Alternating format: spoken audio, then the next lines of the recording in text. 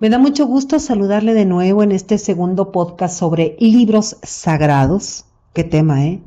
Bueno, vamos a India, otra de las grandes civilizaciones de la cultura oriental.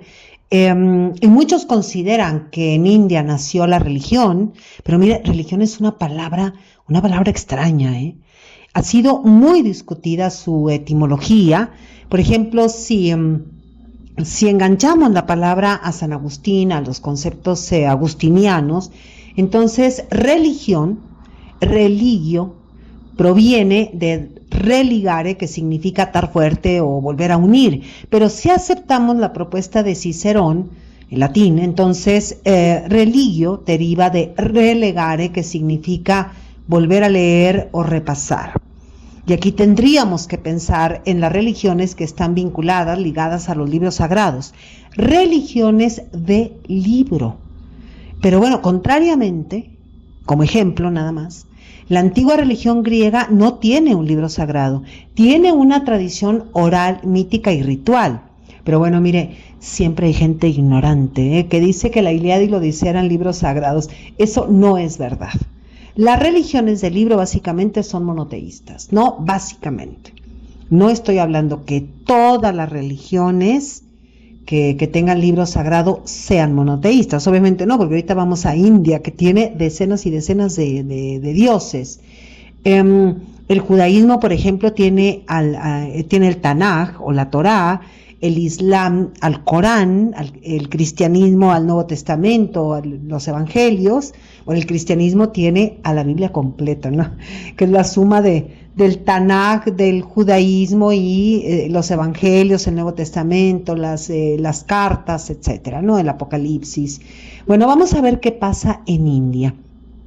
Y en India dicen los estudiosos, ¿no?, de las religiones, que la imagen de Shiva pues sería la primera representación religiosa, una personificación de lo divino que representa la destrucción y la transformación. Y si usted escuchó el primer podcast, pues inmediatamente unirá esta imagen, esta representación de Shiva con el movimiento opuesto y complementario del yin y el yang. Pero aquí no estamos en un proceso cronológico. Eso sería totalmente absurdo, ¿no? Decir que primero es el Tao y después el Trimurti indio. Eso no existe, porque vaya usted a saber, porque ni los hombres que se dicen sabios lo saben, ¿no? Lo que sí encontramos en la Pléyade, que es enorme, de decenas de dioses del subcontinente indio, es la idea recurrente de la reencarnación, pues que sabemos que tiene eco en otras tradiciones. Por ejemplo, para los griegos, ese concepto, no, claro, obviamente con sus diferencias, de reencarnación sería la metempsicosis. Para los cristianos católicos, la resurrección. Aunque recuerde que siempre hay bordes, ¿no?, que van a diferenciar estas perspectivas.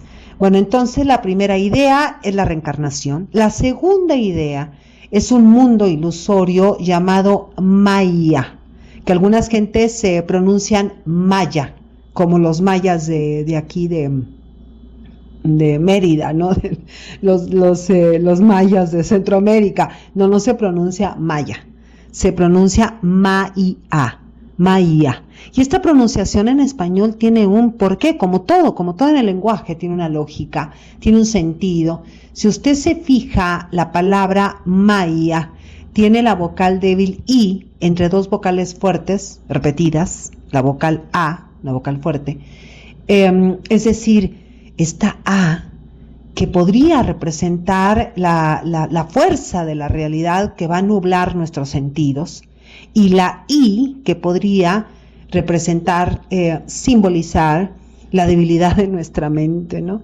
Frente al poder de la realidad. Entonces la primera idea es la reencarnación, la segunda idea es Maya, la tercera idea es el panteísmo. Todas las religiones de India, todos sus derivados de religiones, son panteístas, es decir, Dios es idéntico al universo y el universo es una manifestación de Dios, o sea que Dios y la naturaleza son lo mismo.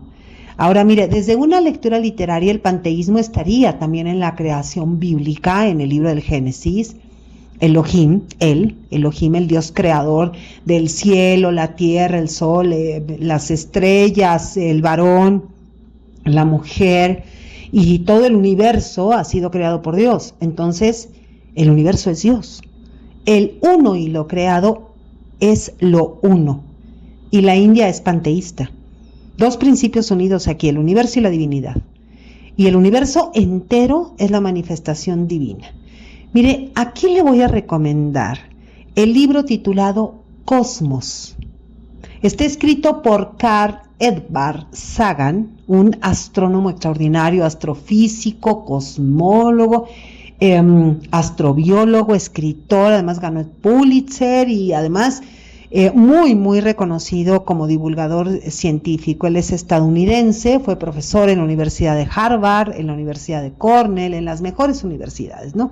Pues Carl Sagan escribió Cosmos y este libro lleva por subtítulo Viaje Personal, o sea, Cosmos, viaje personal, o Cosmos, un viaje personal, dependiendo de la edición. Es un libro de divulgación científica escrito con un lenguaje literario estupendo.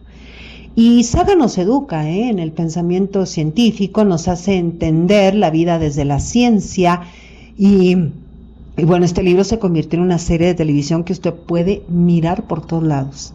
Y Sagan nos presenta y el encanto del cosmos y trata de hacernos entender, y la verdad es que, bueno, lo logra porque es uno de los mejores divulgadores de ciencia, ¿no? Del siglo pasado y de lo que va en este siglo. Ninguno a la fecha como Sagan. ¿Cuál es nuestro lugar en el universo? ¿Quiénes somos nosotros en el universo? Y Carl Sagan lo que hace es unir la cosmología y el hinduismo, es decir, la ciencia y el pensamiento indio, particularmente como se encuentra en el Rig Veda, porque sabemos que el hinduismo parte del Vedanta, ¿no? Parte de los Vedas. Y en estos himnos hay un poeta vidente que relata la creación del universo, me refiero en concreto al Rig Veda. Pero Sagan introduce una voz que duda sobre la posibilidad de saber si el universo tuvo un creador o no. Añade Sagan que los dioses son posteriores al universo, que los dioses se integran a la naturaleza. Mire, todo esto es una maravilla, porque los mitos de las religiones son las teorías de la ciencia. Bueno, y visto así, bueno, y no solamente los de las religiones, aquí habría que pensar, ¿no? Toda la influencia que tiene la mitología en el desarrollo científico y obviamente en el filosófico, ¿no? Eso está por demás decirlo. Y bueno, si vamos viendo así las cosas, lo que vamos comprendiendo desde los Vedas hasta el budismo, es que todo lo que en el mundo existe se transforma, como el árbol que da fruto y después va cayendo en un ensueño en el otoño y duerme en el invierno y renace en la primavera. O sea, aquí dormir es como morir, renacer es como reencarnar. El universo se encuentra en un perpetuo proceso de toda esta manifestación de movimiento de creación, recreación, renacimiento y destrucción. Vivimos en un universo que se expande y se contrae según, ¿no?, los Vedas, según los periodos de sueño y de vigilia del Dios supremo llamado Brahma. Brahma es el universo. El problema es que a causa del velo de Maya, la ilusión es la incomprensión, es nuestra ceguera, son nuestras limitaciones cognitivas. Tendemos a ver las cosas separadas, distantes, y vivimos con nuestro cerebro nublado, con mentes opacas. Pero en cuanto empezamos a desarrollar una serie de prácticas de comprensión que en Oriente se llama meditación, la meditación oriental corresponde sin duda a la comprensión de nuestros mecanismos de comprensión, obviamente en el sentido occidental, ¿no? Es como si nos preguntáramos, ¿cómo comprendo que comprendo? ¿Cómo interpreto lo interpretado? ¿Cómo analizo lo analizado? Lo único que cambia es el término. ¿Cómo medito al meditar? ¿Cómo me miro al mirarme? Esto es lo que llamamos ejercitar la mente. Llámele usted meditación o llámele usted la doble conciencia de la comprensión. Si estamos en Oriente, si estamos en Occidente. Aquí, obviamente, la diferencia es que en Oriente encontramos entre muchas diferencias, la figura de un gurú, de un maestro, de un guía, y en Occidente pues andamos por la vida sin guías, sin nada, con la soberbia a cuestas, como si todos y todas supiéramos qué hacer y cómo hacer para entender la vida, ¿no? La vida en Oriente se basa en modelos. La vida en Occidente se basa en prueba y error, y mire, quizá por eso somos más infelices. Porque además traemos el velo, ¿no? La maya, ¿no? Que es la ilusión. Y bueno, si no tuviéramos esa maya, es decir, si no tuviéramos la mente tan opaca, entendemos que en India la divinidad todo lo abarca. La divinidad es la tierra, la divinidad es la montaña, es el río, es el gusano que nos come los ojos, es la vaca, es el simio, es el aire, es el fuego. En todo, en todas está la manifestación de la divinidad, está en todo. Y bueno, y si de los ojos de nuestro cerebro, ¿no?, recorremos el velo de Maya, pues nos vamos a dar cuenta que la divinidad todo lo abarca, porque el universo es la divinidad y todo es parte del universo, la hormiga y la hoja que cae, la música del viento y los acordes del agua en el fluir del río, la muerte y la vida son manifestaciones de la divinidad. Y en la India que tiene cientos de dioses, ciertos dioses, que imagínense meternos aquí en toda la cantidad de dioses, unos dioses simbolizan el principio de Vishnu, otros el principio de Shiva. Vishnu es el preservador y protector del universo, y todo el universo es divino, el grano de arena, la ola, la mano, el pie. Y Vishnu nos sueña, somos el sueño de un Dios. Ay, mire qué metáfora más hermosa, qué imagen, por Dios. Somos el sueño de un Dios. Todo el universo es soñado por Vishnu. ¿Sabe por qué? Porque según los Vedas, el hinduismo, porque todo en la realidad puede ser destruido, menos el sueño. Y la manera de proteger al universo que tiene Vishnu, preservarlo, es que el universo sea inmaterial, para que no sea destruido. Y nosotras y todos tenemos que reconciliarnos con el universo, no verlo separado de lo que somos. Somos estrellas y somos la nube, y estamos ahí, ¿no? Esa especie como de decir, si somos estrellas, pues en cierto modo estamos fijos. Si somos nubes, en cierto modo también somos tránsito. Todo en el universo nos habla de nuestra esencia. Somos la piedra que es golpeada por la ola, y somos el sol, y somos la luna, porque somos brillantes y ocultos, porque de alguna manera somos esa ola que golpea, y somos también la piedra que recibe el golpe de la ola. Y está la otra versión, la versión de los seguidores de Shiva. Shiva es la representación del círculo en movimiento, como una danza, recuerda, como un baile, donde se alternan las fuerzas de la destrucción y la construcción. Bueno, aquí en Occidente, el filósofo francés Jacques Derrida le llama deconstrucción, no destrucción, sino deconstrucción, es decir, tirar, demoler, derrumbar, para volver a levantar, para volver a construir. Mire, esto es una maravilla, porque solo trate de imaginar, de crear imágenes. La vida es un duelo, un combate entre preservar y destruir. Y con esta imagen, que es una maravilla, vamos a uno de los libros más hermosos que ha escrito la humanidad. Vamos al Bhagavad Gita. Es una belleza. Bhagavan es uno de los nombres de Vishnu, y Gita o Gita quiere decir canto. Bhagavan es un Dios personal, cada uno tiene un Bhagavan, es decir, un Dios dialogante, una divinidad con la que podemos dialogar. Y Gita o Gita es también conocido como el canto del bienaventurado. Y bueno, como todo libro sagrado, no podemos establecer una fecha definitiva. Se nos confunden los milenios, los siglos, los años, porque lo sagrado no tiene cronología. Y esto le enoja tremendamente a los historiadores y luego andan inventando todo lo que pueden, ¿no?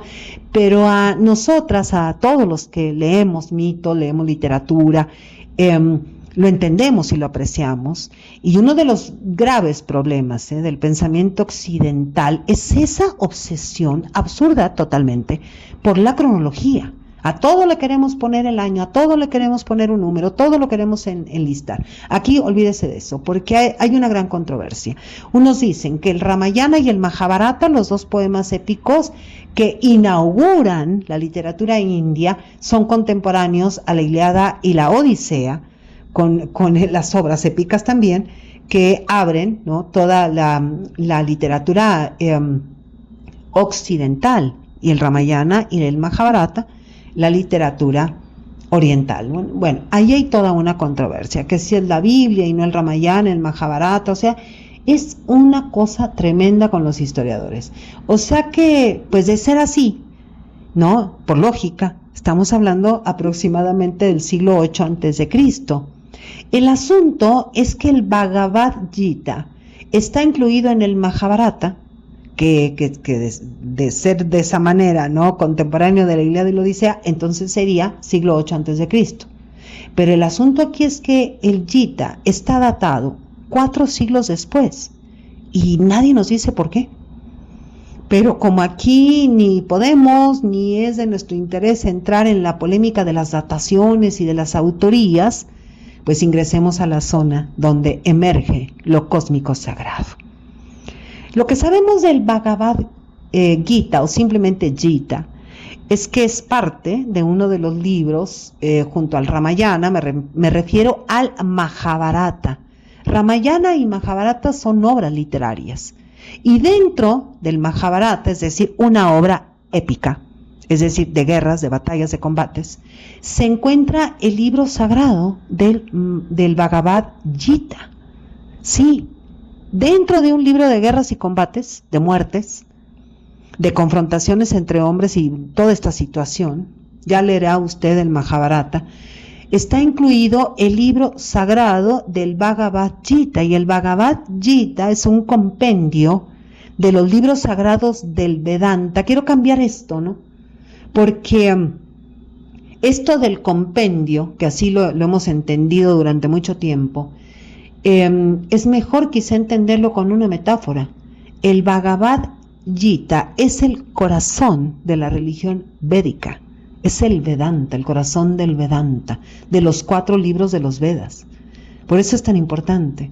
Y el Bhagavad Gita, pues ha sido estudiado, pero mire, por todos lados, Y bueno, y ahí vamos nosotros también, ¿no? Porque además tenemos que ingresar por el Mahabharata para poder llegar al Bhagavad Gita. Por eso es tremendo esto. Hay que leer primero todo el Mahabharata para decir qué hace el Bhagavad Gita dentro de una obra literaria que es poesía épica. Y mire que muchos estudiosos de religiones comparadas miran al Bhagavad Gita como al Nuevo Testamento del cristianismo, es decir, lo comparan. Hay muchísimos estudios que hacen estas comparaciones. Y leyendo al Bhagavad Gita, estudiando con detenimiento, podemos comprender la teología de las religiones de la India y a sus decenas y decenas de dioses coloridos. El Gita trata de algo muy particular. A ver, estamos en medio de una guerra y Arjuna, un guerrero, un arquero excepcional, dice: me rehúso a entrar en la batalla. Pero Arjuna, pues si es un guerrero, debe cumplir su dharma, ¿no cree? Dharma es deber. Debe cumplir con su deber. Hay que cumplir con nuestro deber. Ahora, ¿por qué? Porque Arjuna teme morir. Pero quien teme morir es quien no cree en los dioses. Quien teme morir es que no es un devoto. Y en este caso estaríamos pensando que Arjuna ha perdido la fe, porque teme a la muerte. Y es entonces cuando a Arjuna se le va a aparecer Krishna, la deidad, Krishna, el avatar de Vishnu, el 8º avatar de Vishnu. Y es una representación muy importante, así como lo es el Buda, porque el Buda del hinduismo también es un avatar de Vishnu. Y Krishna es el más querido de los avatares de Vishnu. Es una belleza Krishna, porque abre la boca y adentro tiene todo el universo, tiene todas las vías lácteas. Porque Vishnu es amor, es comprensión, es compasión, es luz, es música de las esferas celestes. Krishna simboliza el latido de nuestros corazones. Krishna y Ganesha son las representaciones más queridas de la teología de la India. Ganesha, ¿se acuerda? Es la deidad hindú con cabeza de elefante y cuerpo humano, que es muy venerado como el removedor de obstáculos. Siempre hay que tenerlo, porque cómo se nos presentan cosas, ¿no? Remueve los obstáculos, es patrono de las artes y las ciencias, es el dios de la inteligencia, la sabiduría, las letras. Decimos, es una de las deidades más populares y adoradas en el hinduismo. Y Krishna entonces habla con Arjuna y le dice, a ver, mire, le voy a contar quién soy yo, le dice Krishna a Arjuna, pero usted no está preparado. Así que le voy a obsequiar el tercer ojo, el ojo del conocimiento, para que usted vea la grandeza de quién soy yo. Y entonces Krishna se revela. Y le dice la deidad Krishna al guerrero Arjuna, le dice, mira nada más qué cosa, yo soy el origen y el fin de todo el universo. Superior a mí no existe cosa alguna. Soy el sabor de las aguas, el principio luminoso del sol y de la luna, la palabra mística Om y todos los Vedas. Soy el sonido de la atmósfera, el oro puro de la tierra, el brillo en la llama, la vida en todos los seres y el fervor en los penitentes. Soy la vara de los que doman, los actos de los que desean, el silencio de los secretos y la ciencia de los sabios. Bueno, esto definitivamente nos hace sentir, ¿no?, que el Bhagavad Gita es una de las obras más bellas, pero ¿qué lenguaje? Bueno, entonces lo que miramos aquí es que Krishna se le revela a Arjuna para decirle, Arjuna, usted tiene un deber, usted tiene un dharma, y Krishna le advierte que en la batalla todos van a morir. Y que básicamente todo este diálogo entre el guerrero, entre Arjuna y la divinidad, el avatar de Vishnu, Krishna, entablan este diálogo, ¿no? Considerado un diálogo sagrado, donde se manifiesta pues un principio importantísimo para el hinduismo. El propósito de la vida es cumplir con el deber. El propósito de la vida es cumplir con el Dharma. Y bueno, después de semejante diálogo, que es una sucesión de argumentaciones de diferentes perspectivas, desde el conocimiento, desde saber quién se es, desde la devoción, es decir, el uno con el universo, desde el deber, cumplir con quien se es, manifestar el yo soy. Todos estos argumentos son suficientes para que los temores y las dudas de Arjuna, el príncipe guerrero, se desvanezcan y entonces Arjuna entra en el combate. Mire, le voy a leer este fragmento hermosísimo que me parece la imagen matriz de este extraordinario libro sagrado, el Bhagavad Gita, y dice: estoy totalmente perplejo, dice Arjuna a Krishna, y ya no sé cuál es mi deber. No encuentro remedio para este dolor terrible que ha consumido toda mi energía, Krishna. Si obtuviera gran riqueza y poder, ¿qué probaría eso? Te estoy pidiendo ayuda, que me instes a pelear. Te ruego que me digas qué debo hacer. Soy tu discípulo, sé tú mi maestro, mi gurú. Me refugio en ti, a ti me someto. Por favor, instrúyeme, amado Krishna, muéstrame el camino. El gran príncipe guerrero en ese momento murmura, así como bajando la cabeza y guardando silencio después: no he de pelear.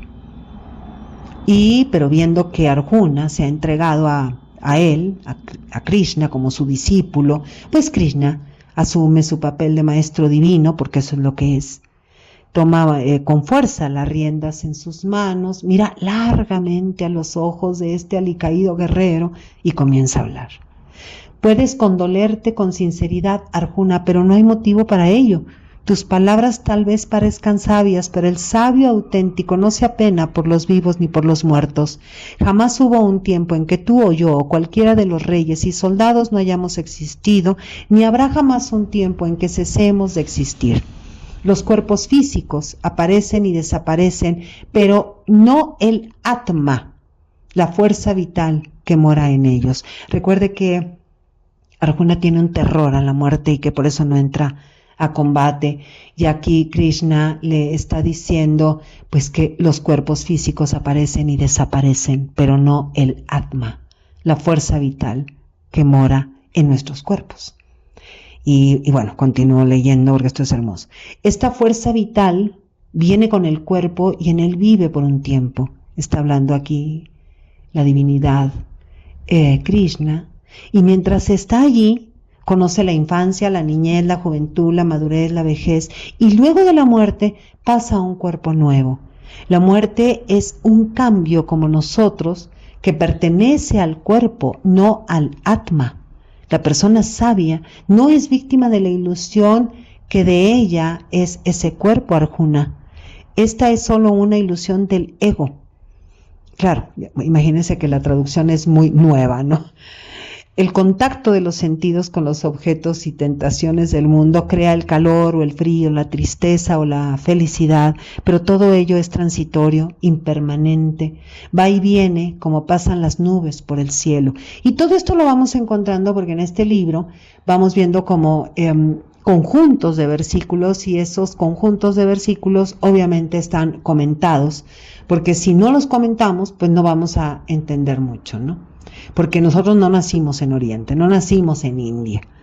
Ese es el asunto, ¿no? Que no tenemos en Occidente el tipo de comprensión que tienen en Oriente. Entonces, por eso es que estamos intentando tratar de descifrar, entre comillas, este lenguaje religioso, sagrado, muy hermético, como es todos los lenguajes sagrados, ¿no?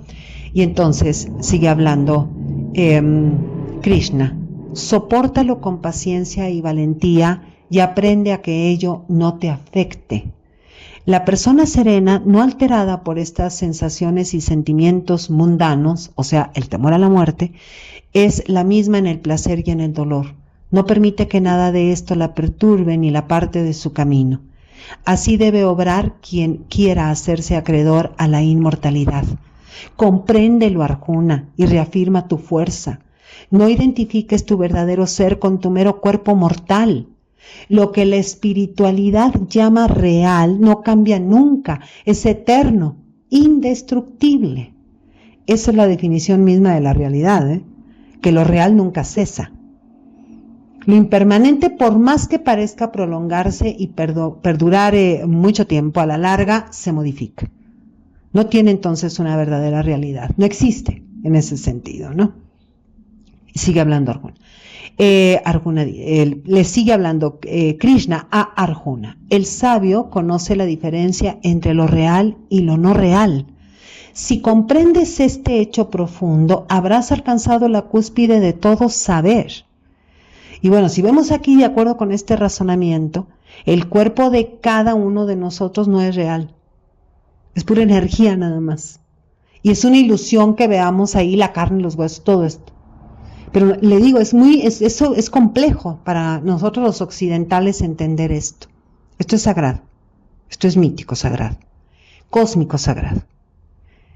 Porque aquí tendríamos que entender que dentro, ¿no?, de esa ilusión que es el cuerpo físico, lo que realmente sí existe es el Atma, que es la existencia misma, la conciencia pura en sí misma. Y le dice Krishna a Arjuna: apréstate a conocer esta realidad que penetra el cosmos entero y es indestructible e inmodificable. Ningún poder es capaz de tocarla. Nadie modifica lo inmodificable. Este Atma, Arjuna, es como el espacio o el cielo. Su presencia no hace que el cielo se aparte para dejarle sitio. Del mismo modo, el Atma, el verdadero ser interior, permanece siempre igual a sí mismo. Los objetos del universo material aparecen y desaparecen, van y vienen, pero el Atma nunca cambia, Solo el cuerpo es mortal. El Atma no. Y dice aquí, ay, qué maravilla es esto del Gita. Dice, el Atma nunca llega a su fin, es inmortal. Lucha, pues, oh guerrero. Tú hablas de matar o morir. Debes saber que puede matarse el cuerpo, pero no la realidad que mora dentro de él. Desde el punto de vista físico y mundano, quizá sea correcto decir que una persona mata y otra muere. Esta es un poco la explicación, pero no es esa la realidad. El Atma, eso real así con mayúscula que somos, nunca nació ni morirá jamás. Y aquí, obviamente, pues le va convenciendo, ¿no? Bueno, eso de convencer es un decir, ¿no?